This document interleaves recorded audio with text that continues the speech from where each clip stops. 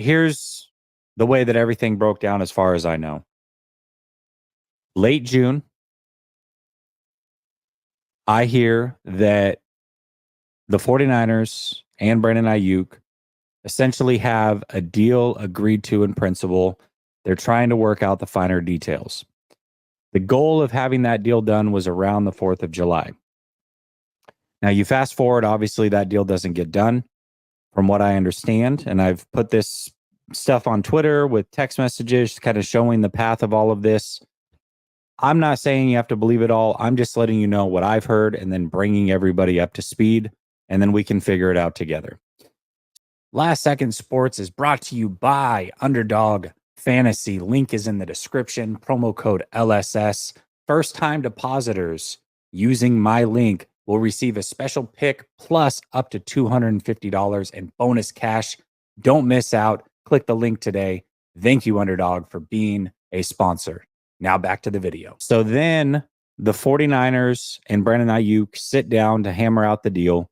Some of the terms change on the 49ers side because Brandon Aiyuk wants his guaranteed money paid out a certain way that the 49ers don't normally do, meaning the 49ers like to have a 2-year deal in place. Once that deal's in place, they like to have an out going into year 3, much like they've done with pretty much every other player. Brandon Aiyuk doesn't want that. So then the 49ers start trying to change the parameters of the deal. That's when Brandon Aiyuk requests the trade. Fast forward to last Wednesday. That's when the talks heat up of him going to the Cleveland Browns. Ricky reports something along those lines. Then I also hear that Brandon Aiyuk is meeting with Kyle Shanahan after practice. That's why you saw the bro hug, all that stuff. Everything went the way that it went. You also saw BA being very standoffish with John Lynch, and that's because he's not happy with him over the parameters of this deal changing. All right. So now, here we are, a week later. He's met with Kyle Shanahan. A deal is still not done with the 49ers, and trade talks continue to heat up. From what I understand, Aiyuk has basically said he doesn't want to be a Brown. He doesn't want to be a Panther. Those are two teams that have come forward that the 49ers have been willing to deal him to. He said no to both of them. So enter the Pittsburgh Steelers. They are having a conversation. That's what I've heard. Again, I don't know what's true. I'm not an insider. I'm just letting you know the timeline of everything that I've heard up until this point.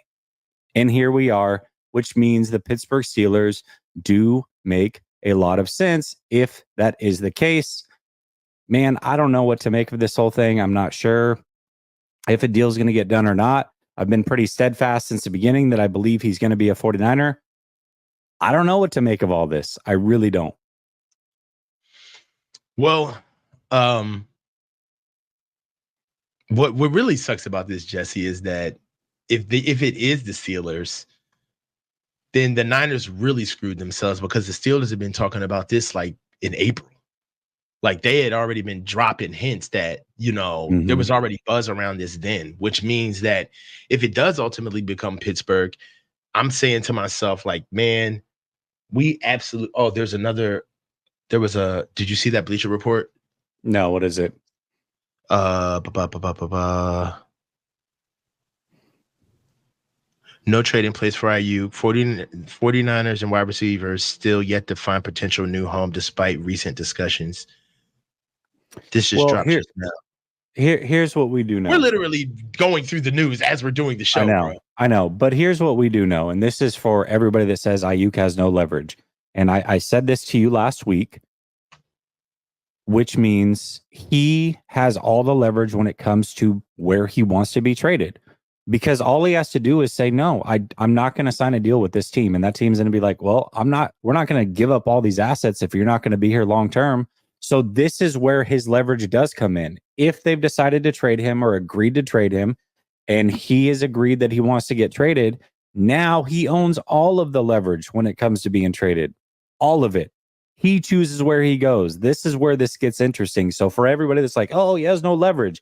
No, this is where the leverage comes in, because all he has to do is tell the new team, absolutely not, will not play for you. They're now out of the running. So he's going, if he gets traded, he's going to end up at a place that he very much wants to be, whether that's the Steelers, whoever. So keep that in mind. So you think he's really going to force his way here to Washington? I think he's going to force his way to wherever he wants. I mean, he's not going to say yes to just anybody. He doesn't have to. Jesse, you don't think the Niners are inclined to actually just say, no, we're not trading you? They can do that. What do the Niners owe Brandon? Not to get toxic, but I mean, we're looking at like Brandon has, I'm listening to you, like Brandon has all of the leverage. Like if they're going to trade him, he has all the leverage. Yes. They're clearly shopping him. They're clearly shopping him right now. I mean, all right. So what does it look like with the Niners saying, look, we're shopping you because we want to see what those numbers are and be able to come back to the negotiation table with Brandon to actually show him like, hey, we're not far off. We're not far off from what other teams are asking for. You know what I'm saying? Like it could, there's a lot. All I'm saying is that this has a lot of sides. Okay. It's not all the BA side, even though it's just as legitimate as every other side. But all I'm saying is that we could talk about this in like a more like holistic fashion instead of just, oh, BA's, if he gets in the trade zeitgeist, then, you know, he could tell a team, I'm not coming. It's like, in what world do we at least use a little bit of like context to say, like, is that what BA's going to do? You're going to force yourself to a team that you want to go to? Like, that's what's happening? I think still, I don't understand. I don't understand where the Niners just all of a sudden just lay down and say, all right, we were late on negotiating with you. We were late on taking the deals that were given for you during the draft and pre-draft. We were late on trying to get the deal done while we were trying to get our rookie signed. Now we got Trent on us, right? We had to pay Christian, all right? And then in the middle of all of this, they say, yo, you want the trade and we'll do that. We'll get rid of you. And what do we get? Like, that means that the Niners are just incompetent the entire way through all of this. That's if he gets traded, right? What are we going to get for players? Like, we're not going to get anything worth compensation. And also, if he gets traded, then this is the Niners honestly just understanding that, man, we're in it for tickets, bro. We know we're not going to the Super Bowl this year. We're not paying this guy. And this is them choosing Debo over BA because now get a load of Debo next year. Now that BA's gone, you think that Debo's not going to fleece us? And he's going to sit here like, oh, yeah, you're really going to ask for money. With Ricky Pearsall over me?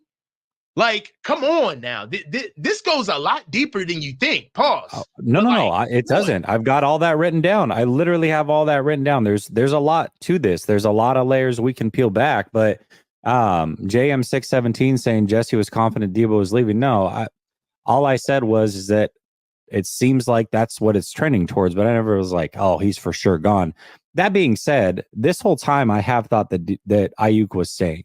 So if you don't want to believe what I'm saying, then if anything, you should go with the opposite, which means he's being traded, right? Like if I'm wrong on all these things, which totally fine being wrong, I've said the whole time he's going to stay. All I'm saying is that in this scenario, we've got people in here saying, oh, he's got no leverage. That's not the case. I'm not saying the 49ers don't have any leverage either. They certainly could still say, hey, listen, we've taken offers from multiple teams. You've turned them all down.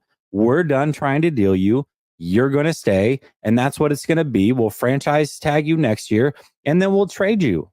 Like, absolutely, they can do that. But if they are agreeing to trade him, this is when he decides where he wants to go, period. He does. If he says no, they can't trade him because that team is not going to take him on and give up a bunch of assets knowing that he's not going to stay there long term.